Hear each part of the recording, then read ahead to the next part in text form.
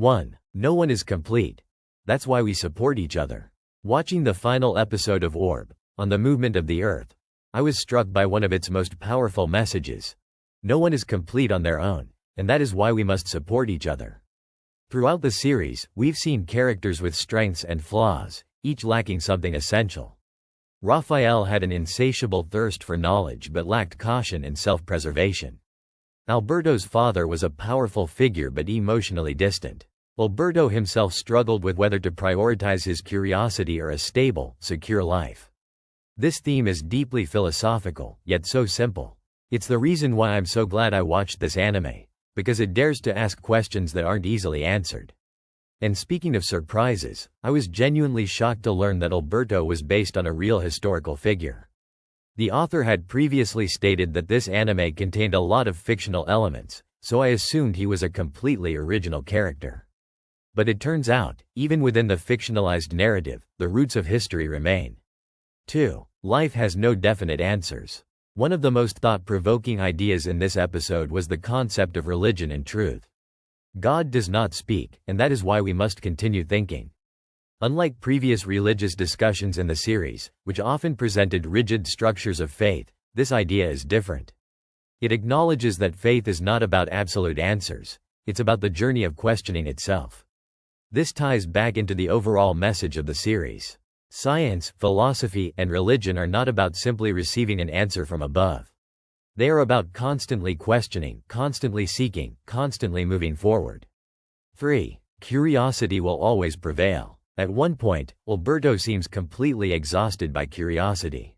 After everything he experienced with Raphael, it's understandable, curiosity led to danger, suffering, and loss. But in the end, he couldn't escape it. The final push for him to attend university? The words that reignited his curiosity? On the movement of the Earth. Hearing this phrase, the title of the series itself, hit me like a truck. The fact that his curiosity was restored by the very phrase that started this journey was just perfect storytelling. And then there's the letter. We can assume that it was sent by Draka using the carrier pigeon, tying together yet another layer of narrative. Was this purely coincidence? Or was this one of those moments where coincidence and inevitability overlap? The sheer amount of foreshadowing and callback moments in this episode was mind-blowing. 4. Why did the final flashback only include Raphael, Oczey, and Draka? One of the final flashback scenes showed only 3 characters, Raphael, Oczey, and Draka. At first, this felt a bit strange. Normally, a final episode would include all major deceased characters, right? Where were Botany, Schmidt, and Yolenta? After thinking about it, I believe there are 2 reasons for this. It represents a chain of knowledge. Raphael, Oczey, and Draka were all characters who, in different ways, chose to pass something down to the next generation. Botany, Schmidt, and Yolenta, on the other hand, acted mostly based on personal convictions, rather than an explicit desire to leave something for others. They were the protagonists of this arc. Each arc in Orb had its own key characters, and the opening animations changed accordingly. This final arc centered on these 3 characters, so it makes sense that their memory is what lingers. There's definitely room for interpretation, but I think the decision to focus on these 3 figures was a deliberate one. 5. Episode Summary, a grand finale. The final episode of Orb delivered a stunning conclusion, not with explosions or grand climactic battles, but with thoughtful, philosophical closure. Alberto chooses to continue his education, embracing his curiosity once again.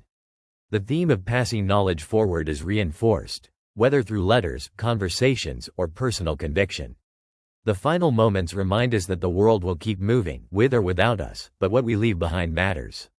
It was a quiet yet deeply impactful finale, wrapping up a story about the pursuit of knowledge, the weight of belief, and the human drive to seek answers, even when they may never come.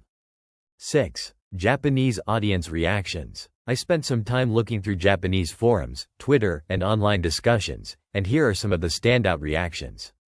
The way the title of the anime was incorporated into the final episode was pure genius. This anime left me with so many questions about life, but I think that's the point. It wasn't just about one person changing history, it was about how ideas move through time.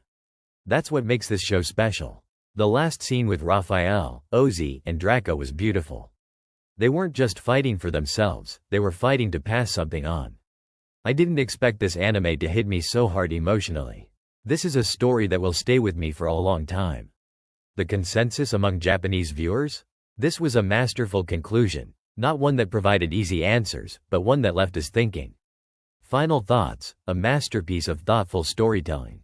Episode 25 of Orb was a powerful and philosophical ending to a show that dared to challenge the way we think about history, science, and human nature. No one is complete on their own, and that's why we must help each other. Faith, science, and philosophy all thrive on questions, not just answers. Curiosity is an unstoppable force, even in the face of doubt and fear. The pursuit of knowledge is not an individual journey. It is something we inherit, contribute to, and pass forward. It's rare to find an anime that makes you reflect on your own role in history, but Orb did exactly that.